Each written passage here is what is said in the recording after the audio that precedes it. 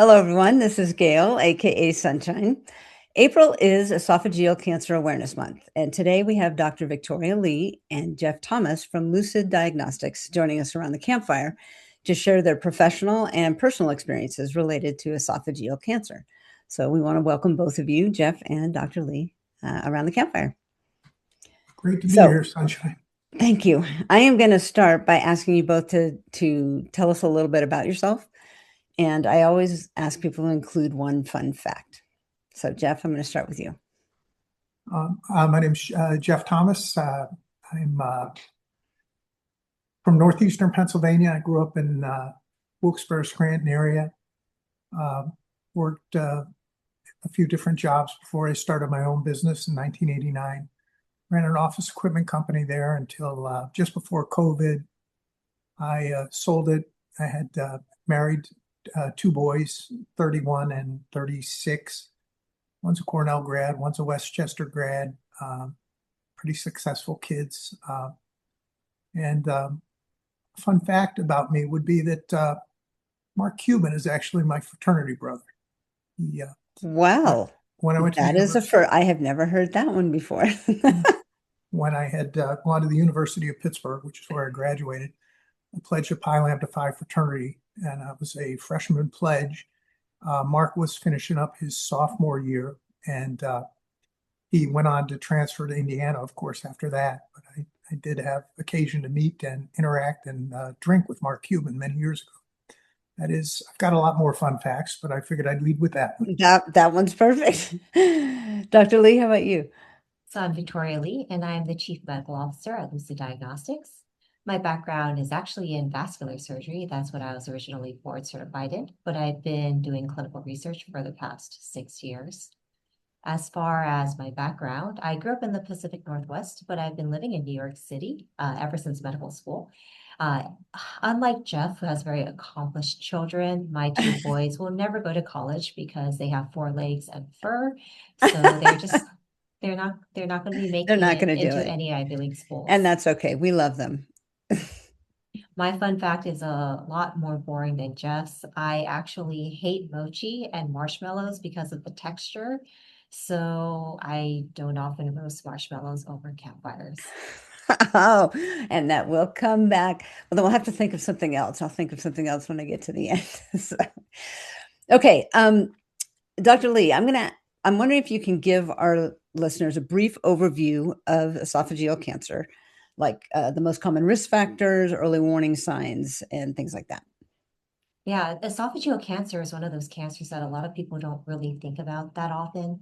There's a big five that we hear about a lot: colorectal cancer, cervical cancer, breast, lung even, as well as prostate cancer in some cases for men.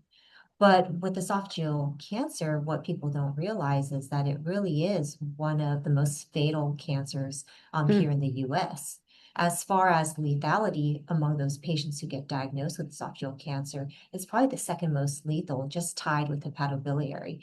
So when people get diagnosed, their chances of survival beyond 5 years is very, very low. Wow. And you would think that with a cancer that has such a high mortality rate, that we would be talking more about it. But unfortunately, it's just not something that's very mainstream. Yeah. The question about risk factors is a very good one, because there's been guidelines published since 1998 from the American College of Gastroenterology that has described the high risk population for esophageal cancer, as well as a precursor condition that's often known as Barrett's esophagus or metaplasia and dysplasia. And the risk factors are well established. Unfortunately, these risk factors include things that are quite common, like male sex, white race, patients who are over the age of 50, obesity, patients who have a history of tobacco smoking, as well as patients who have a family history of Barrett's esophagus or esophageal adenocarcinoma and a first-degree relative. And so, as you can imagine, obesity has been climbing for quite a while. Being male is pretty common, about 50% of the population. Yeah, and then white race is still the dominant race here in the US. Right. So it's really much more common than people think. Yeah. What are the and actually, I forgot the most important one, because we almost think that it's intuitive. The one that I really missed, the punchline is that gastroesophageal reflux disease is known as being the pathologic source of why the cells in the distal esophagus change and can cause esophageal adenocarcinoma, which is the most common type of esophageal cancer in the US. And it's that constant reflux of Oh, gastric and duodenal contents that traumatize the distal esophageal cells and can cause them to change in a response to that exposure that can eventually lead to cancer. and so basically we're saying acid reflux could be an early warning sign, but it's also such a common thing that people deal with, right? Yes. Wow. It's so So, common that I almost forgot that it was a risk factor, even though it's the most important one. That right. goes to tell you. Yeah. So, Jeff, how does esophageal cancer typically get diagnosed? And then what are the challenges in catching it early? Well, I can only speak from the patient side, the business end of the stethoscope, so to speak. I can tell you that generally speaking, people go when they experience something called dysphagia, which is difficulty swallowing.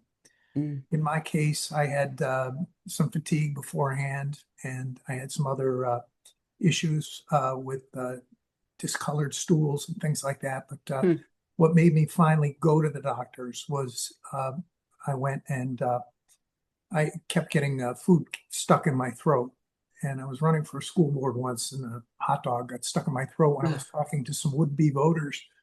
And the next day, I went to the doctors, and they set me up for a scope. So difficulty swallowing, I would say, is the yeah.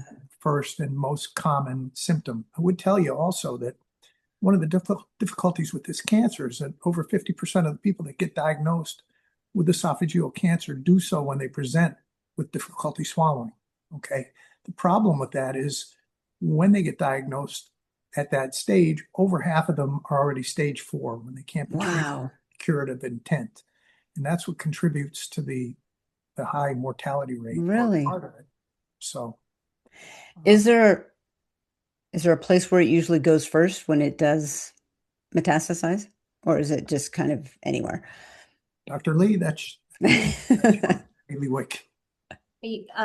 So with GI cancers, there are common areas where they will metastasize. Yeah, When we talk about where it goes first, so I actually want to walk that back a little bit to what sure. Jeff was saying, which is esophageal adenocarcinoma is often asymptomatic in its early stages.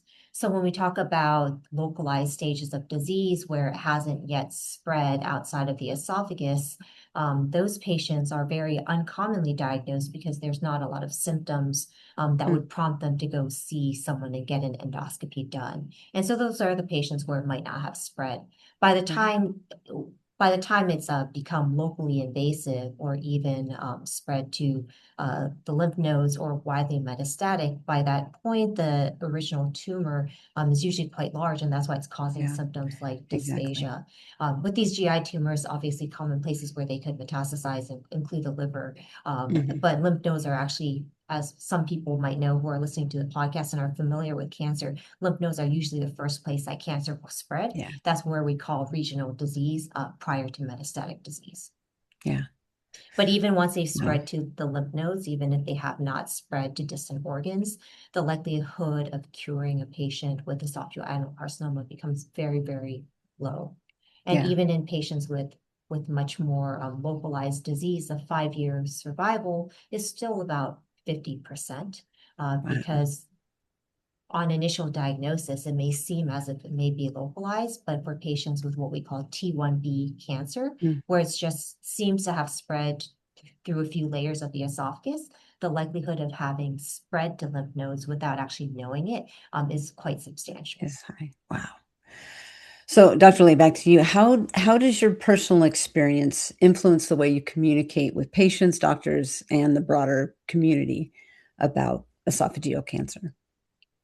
With esophageal cancer, my experience has primarily been academic because I've been working in research with Lucid Diagnostics as far as helping to improve the diagnosis of the precursor condition, which is Mhm. Barrett's esophagus. And we really our target is Barrett's esophagus because what a lot of people don't know is that Barrett's, when identified, can be very effectively treated using Hmm, endoscopic therapies that can avoid the progression to cancer. And so it's one of the few cancers where you have a well-defined precursor condition that you can actually do something about. And Yeah. in treating it, you can avoid the likelihood of ever developing cancer. And I think that really drives the narrative. Hmm. There are malignancies out there where there isn't a well-defined precursor condition. So the Yeah. idea of being able to screen for it is essentially impossible. Think of pancreatic cancer or some of these other malignancies. There's really very few cancers that we talk about in general conversation where we're really focusing on precancer detection rather than just trying to detect an earlier stage, which, as I mentioned with esophageal adenocarcinoma, is not very effective because even those Yeah. early stage patients don't have a great prognosis. And are you saying Barrett's, Barrett? Is that Barrett's what it? esophagus. What would the technical definition be, I guess, of Barrett's esophagus? So the technical definition is that it's essentially a metaplastic condition. So what it is, it's a condition of cellular change. As I mentioned before, these patients who have constant reflux, that the distal esophagus, the esophagus is not really made to deal with the contents of your stomach, the low Yeah. pH, those digestive enzymes that come from the duodenum. And so the cells are not well equipped to really withstand those types of exposures. But our body is very adaptive. So Hmm. if you have constant reflux and your esophageal cells are being exposed to these components on a regular basis, the cells will actually try and change to be Hmm. much more similar to intestinal cells so that it can really adapt to those exposures and not be facing this damage all the time. And so that initial change is what we call metaplasia. That's just Okay. cellular change that's rather adaptive in fashion. But as you can imagine, once cells start to change and they continue to be exposed to these triggers, the change can continue. Yeah. And that's where we get to something called dysplasia, where the cells start losing some of their normal checks and balances. They're no longer entirely normal. And the likelihood of them undergoing further change that can progress to cancer is much higher. So Yeah. Barrett's esophagus, we talk about it often as one entity, but there's really distinct stages within this disease process. It exists on a spectrum, and depending on where someone is within the spectrum will alter how we manage them. But the key is that no matter where they are on the spectrum for Barrett's, there's something we can do to help monitor or treat and support them and try to avoid progression to cancer. Yeah. That makes sense. So, Jeff, I'm wondering if you can tell us a little bit more about your personal journey as a esophageal cancer survivor. Um, and how did your experience, so that would be question one. Part two is, how did your experience inspire the work you're now doing with Lucid Diagnostics? Well, thank you for the question. I was diagnosed when I was 50 years old, a few days after my 50th birthday. Owned an office equipment company in northeastern Pennsylvania. Things were going pretty well. My kids were growing up, had everything everybody told you should have, had the big McMansion, all the other stuff. But I was having fatigue, difficulty swallowing, things like that. Kept going to my doctor, who happened to be a friend of mine. Used to work out all the time. I did P90X, I ran, I lifted weights. I was pretty healthy. So when I went, the doctor would, generally go to the path of least resistance. Well, you just change your diet, eat more protein. I don't think you have anything wrong with you. So I did that a few times. Went back to him with the difficulty swallowing, and I told him about the hot dog that got stuck in my throat. Yeah. He said, well, we better get you scoped. So set up a meeting with another doctor who is a friend of mine, and the gastroenterologist. And I went to get the scope, and he said, well, I have an appointment Monday and an appointment a week from Monday. And I said, well, what do you think? And he looked at me and he said, well, you don't have cancer. So Oh, gosh. you probably have esophagitis. And I said, well, okay. So felt pretty good about that. I mean, he told Yeah. me, well, you don't have cancer. So I took the appointment a week later. I was being pretty cavalier about it. I was texting everybody from my gurney about going to play golf afterwards. I went in for the endoscopy, and I woke up in a dimly lit room with a table next to me and a box of Kleenex. And the nurse was standing by the door, and she said, don't move. The doctor wants to talk to you. And then they brought my nephew in, who had given me a ride to the appointment. And the doctor came in, and he said, I don't know how to tell you this, but you have esophageal cancer. Wow. And from then on, I mean, my whole body went into fight or flight mode. I was extremely angry, extremely anxious. I'm not ashamed to say that. Yeah. I said, well, don't you have to check? He said, well, there's some things we have to check, but he said, I've seen enough of it to know. So I said, what do I do? And they set me up with a CAT scan that day. I went in, I got a CAT scan later that afternoon. Found out that I did have a 5 centimeter tumor at the GE junction, and the next morning is when they called me with the results, and he said, I hate to tell you this, but it looks like it's in your liver and your lung too. And I went from being perfectly healthy the day before with maybe some esophagitis to having somebody tell me that I might have metastatic and potentially fatal esophageal cancer. And I said, what do I do now? And he said, you got to go to an oncologist. So I went to an oncologist that day. I'm not a shrinking violet, so I took full responsibility for my own health care. And I managed to get the appointments pretty quickly, and walked in, and my doctor said, well, he said, you definitely have esophageal cancer, but I'm not sure that it's in your liver and your lung. So they did a PET scan, which is a little bit more comprehensive. The result came back the next day, and there was not, in fact, cancer in my liver and lung. So that doctor, really smart guy, Dr. Bruce Seidman, Yale grad, love him, said, you have a puncher's chance. He said, you have stage 3 esophageal cancer. You should get your chemo and your radiation. If you're a surgical candidate, you should get the surgery, and then we'll take it from there. So started a course of radiation and chemo. I think it was 28 days of radiation Monday through Friday, and then chemo once a week, Taxol and carboplatin for 5 weeks. And then the deal was that I was going to get an ultrasound. What is it called? I'm sorry, laparoscopic surgery from the outside. Yeah. And what they did there was they put 6 holes in my torso, and they looked at my esophagus from the outside. During that, they were going to wash my organs, and they said if they found one cancer cell that I wasn't going to be a surgical candidate. So had my surgery done. I had that test down at Fox Chase, which is now Temple. And they came back, and I was fortunate enough to not have any cancer cells in my chest cavity. So I became a surgical candidate. I had 6 weeks off between the completion of the treatment and the surgery. So took the family to Florida. We did things as a family, and went in for the surgery. Before I went in for the surgery, I dropped my son off at the airport because he was doing a semester abroad in Australia. I didn't want to have anything interfere with their lives as this went on. And so I went in for the surgery. I had the esophagectomy. The surgery was long. The doctor told me it was largely because I was in such good shape that it was going to keep me under for as long as I was stable.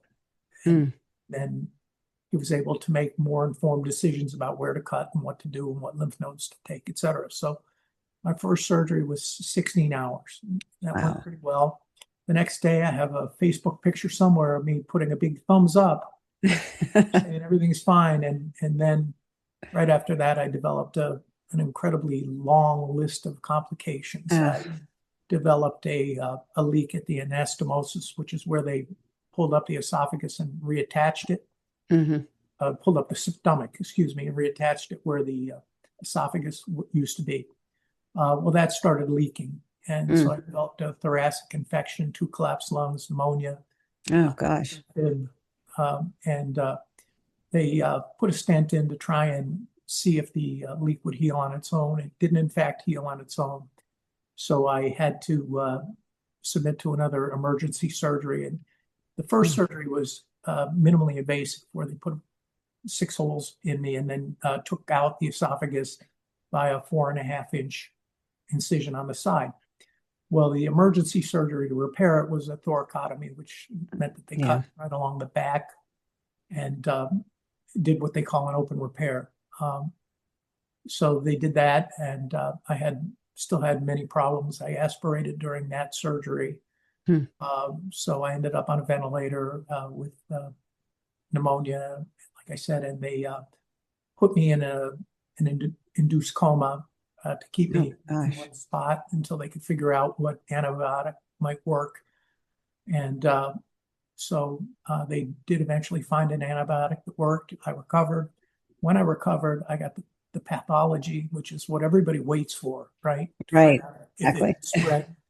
And they came back and they said that 7 out of my 17 lymph nodes that they harvested had tested positive for cancer, Wow. and that I was, in fact, going to need continued treatment. Hmm.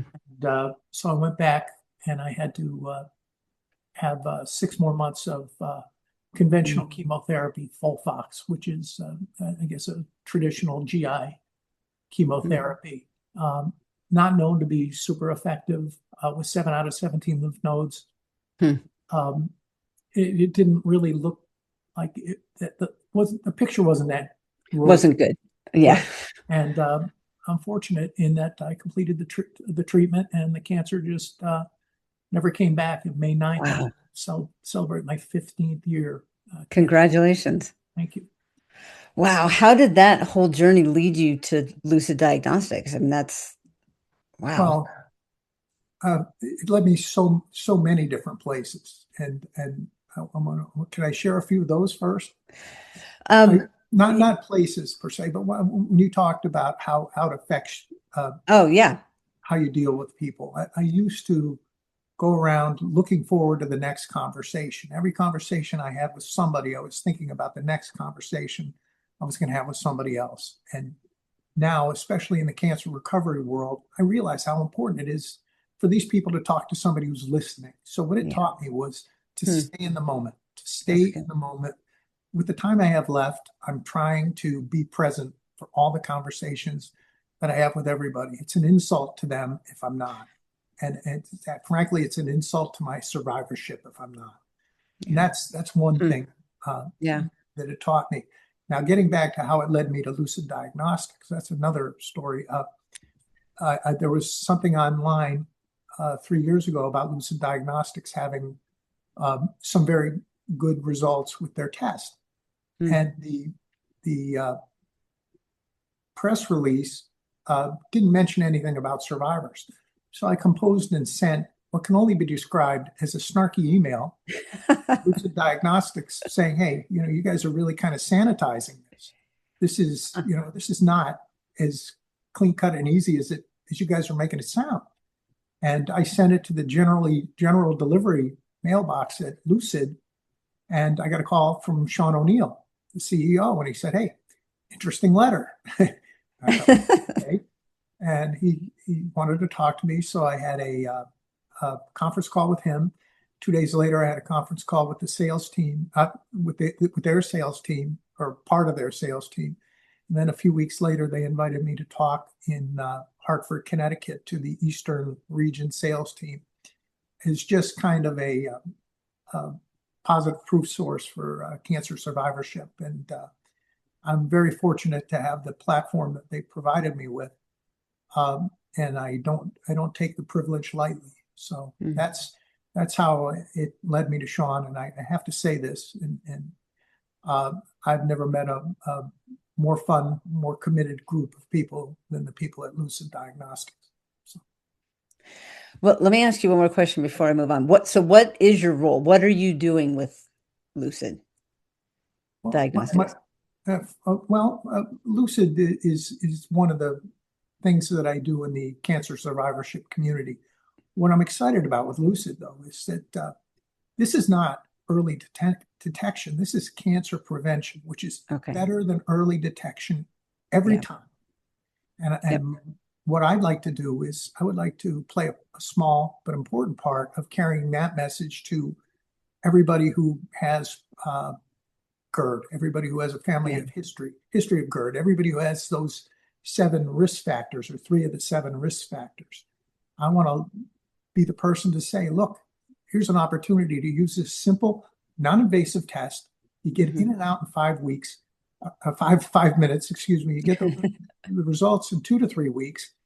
And here's what people worry about when they go to get an endoscopy, right? They worry about getting put to sleep. They worry about missing a day of work. And from the time they get referred for the endoscopy until the time they go, so many of them talk themselves out of their symptoms. And they say, you know what? Yeah, I know that they referred me for the endoscopy, but I don't think I really need it. I think things are getting better, right? Huh. Very important thing to remember. So I've talked to some gastroenterologists, and they say, well, if they need a scope, I refer them for a scope. Well, my question is, of the people you refer, how many people go? Because those are the people that we're worried about. Those are the people that I want to talk to, because I put off testing for the very same reasons. Didn't want to get put to sleep, didn't want to miss a day of work. And I only decided to go when I really had to. And so I think there's a message there that I'm qualified to deliver based on my personal experience. And Absolutely. Yeah, definitely. Dr. Lee, how does Lucid's technology help with early detection or improved outcomes, specifically for esophageal cancer patients? And actually, this is a question I want to also note. Does Lucid Diagnostics specifically work with esophageal cancer, or is it a wider range? Because I don't know if I've actually asked that. So, Both are great questions. And for the first one, I feel as if Jeff's done a really great job at answering a big part of that, right? okay. So with the guidelines that exist, they recommend Barrett's esophagus evaluation in hopes of preventing esophageal adenocarcinoma among these patients with well-defined risk factors, chronic GERD, and 3 or more of the other 6 that we had described. And as Jeff mentioned, a lot of these patients who are high risk for developing either the precancer, Barrett's esophagus, or cancer often feel good. They, being male isn't a symptom. Being white, you have no symptoms associated with that. We now have such good acid suppressive medications that you can get over the counter that even patients with reflux can live their lives without feeling any sort of burden from their disease. So the likelihood of a patient who's otherwise feeling well and who doesn't understand really the link between esophageal precancer and esophageal cancer and these risk factors, they're not very likely to undergo an invasive diagnostic procedure like an EGD purely for screening purposes. And so we had to bridge the gap as far as improving access and making it as easy and tolerable for patients as possible. And that's where Lucid Diagnostics comes in with the EsoGuard test, which is a biomarker-based test that can be collected with a swallowable cell collection device in the office. And it really does take about 2 minutes to do the cell collection. And we run the samples in our lab. And like Jeff mentioned, the ordering physician will get the results back within about 2 weeks.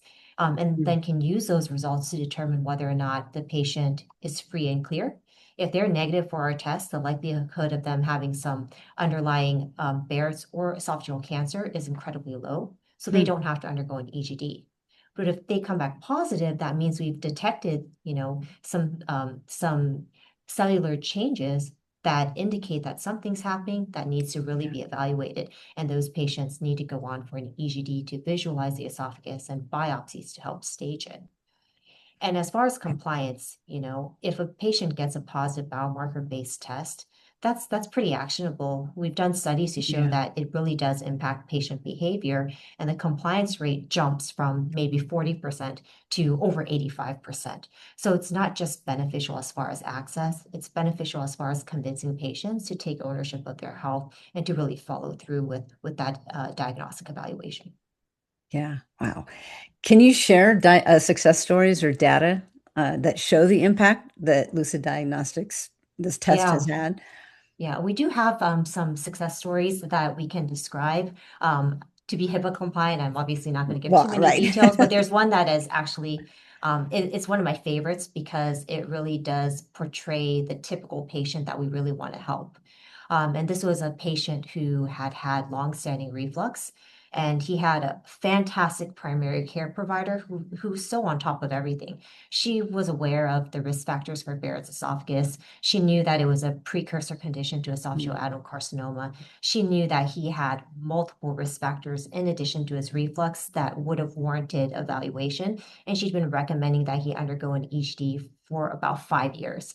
And he would say no every single time. He's like, no, I don't want to do that. I feel good. And she would pester him at every annual visit to say, hey, you should get your EGD. Then when EsoGuard became available, she's when we were talking to her about the technology, actually at that conversation, she's like, I already know the first patient that I want to offer this to because he's been refusing an EGD for years. I really want him to get it. I'm worried about his risk. Maybe if I can offer a test that he can do in my office, a place that he's comfortable coming to regularly, and I collect the cells because he trusts me and we have a really strong relationship together, he'll at least be willing to do this. And he Mhm. was. He trusted her. He's like, if I only have to go to your office to get the cell collection and you're the one doing it, no stranger is going to be touching me, then sure, I'll let you do this test. And he came back positive. Wow. And because he came back positive, she's like, now you really need to go get that EGD. And she finally convinced him. And it was very fortunate because he had high-grade dysplasia, which Wow. is the stage where they're really at the highest risk of eventually developing cancer. Yeah. The annual progression rate from high-grade dysplasia to cancer can be anywhere between 8 to almost 12% per year. These patients Hmm. really should be treated as soon as they're diagnosed. So Yeah. he underwent endoscopic eradication therapy. It was successful, and he's now been followed up for a few years, and he is disease-free, and he's doing fantastic. Wow. So it really highlights the type of patients where you can have these near misses. And we Yeah. consider that really someone who probably would have developed cancer a few years down the line had he continued in the same pattern that he had before. Well, yeah, that's the perfect illustration of how easy it is too. I mean, he was already in the office. He was already used to going there. It was just a matter of taking it. Changed his life, I'm sure. Um, Jeff, I'm wondering how Lucid Diagnostics works with physicians and healthcare systems to implement those tools. For example, this test. Right now, my understanding is the administering the test is still something being done with Lucid employees currently. I think the goal is to take this right into the primary care physician's office, be able to train people in all the primary care physicians' offices so that they can administer the test in the PCP setting so that people don't need to get a referral to go to see somebody else to get the test. And like Dr. Lee said, they can do it feeling comfortable with their existing physician. And I think that is the long-term goal, and Mhm. Lucid is not there yet. Once we get a critical mass in terms of testing, the hope is that we're going to get there.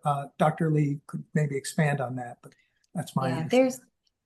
people often think when they hear cell collection that it's something that's pretty complicated, but fortunately it's not. The cell collection device is a FDA 510(k) cleared device, and it's almost entirely made of silicone, so it's very Hmm. easy for the patients to swallow. We blow up a balloon, which is what collects the cells on these bridges on the surface of the balloon, so it's very atraumatic. As Jeff Hmm. mentioned, we have a clinical team on Lucid Diagnostics team where their nurses, NPs, they can do the cell collections on the ordering provider's behalf based on whether it's their personal preference or if it's just a Mhm. better fit for their workflow. But we also have brick and mortar locations in some cities where there's been a lot more adoption of the test, where the physicians can order the test and we can schedule the patients to come to our brick and mortar location to get the cell sample collected. Or in the third case, we have situations like the one I just described, where the physician has been trained to do the cell collection herself or himself, and she can do it in her own office, or her NPs or PAs or medical assistants can do it. So there's a lot of ways that it can be implemented in the real world. Although, as Jeff mentioned, the most popular option is a lot of physicians, especially given how busy they are at just seeing their patients day to day, will often opt to schedule patients to get the cell collection done with us. Yeah. And one of the things that's been happening even within the last few years, as far as screening events, is there are sometimes departments or populations of patients where they're at higher risk of developing cancer, especially esophageal adenocarcinoma being one of them, based on their exposures or other just demographic and clinical characteristics of those populations, where their employers will do screening events because they recognize that their patients or their employees are at higher risk, and our team can then send someone there for those screening events to support the cell collections. Wow, that's great. I mean, really, that they've been able to develop something that's relatively easy and effective and accurate is amazing. Well, I'd like to ask both of you the next question. So I'm wondering if there's anything else that I haven't specifically asked you about that you would want to share with someone listening. And Jeff, I'll start with you. What I think I would like to talk about again is the astounding rise in esophageal cancer in the medical community in the United States. It's grown over 400% over the last 40 years. Wow. With no silver bullet treatment on the horizon. And Dr. Lee, you can calibrate me on this, but I don't believe anybody is going to turn around tomorrow and say, we've cured esophageal cancer. So the only way to impact the 20,500 deaths a year from esophageal cancer in the United States is to get to the people before they develop the disease. And this is where I think we can be effective with this product at this point in time. So I have a real sense of urgency with regard to taking this message to the right people. And it's growing so quickly that I shudder to think about where we may be 10 years from now. Yeah. And that would be my parting thought. Thank you. As it were. Dr. Lee?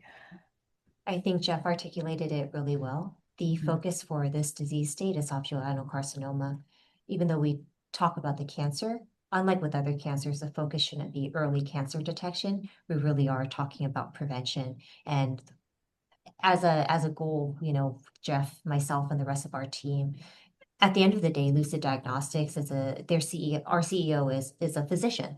There's a bunch of us on the executive team who are physicians, and our number one priority is really patient care.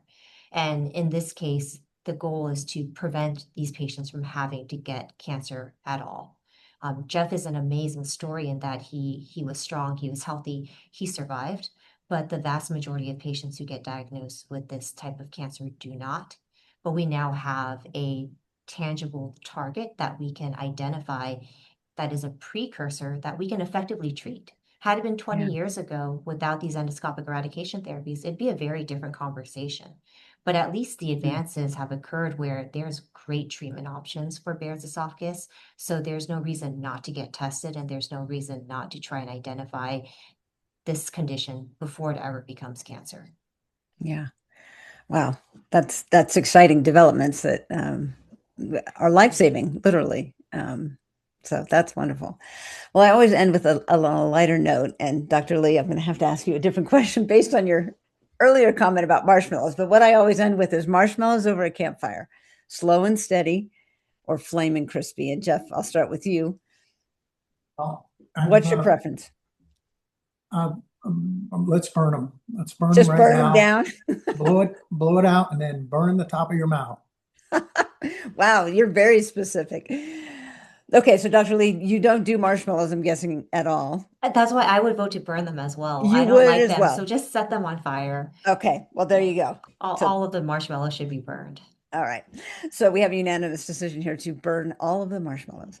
Well, thank you both so much. This has been educational for me. I didn't know about Lucid Diagnostics or the work they're doing, or the alarming statistics about how fast, how quickly esophageal cancer is growing. So I appreciate you both being here. Jeff, thank you for sharing your personal story as well as your insights and involvement in Lucid Diagnostics. I really appreciate that. And Dr. Lee, thank you also for sharing your expertise. I appreciate it. Thank you. And to those of you who are listening, until the next time we gather around the campfire, keep living beyond cancer.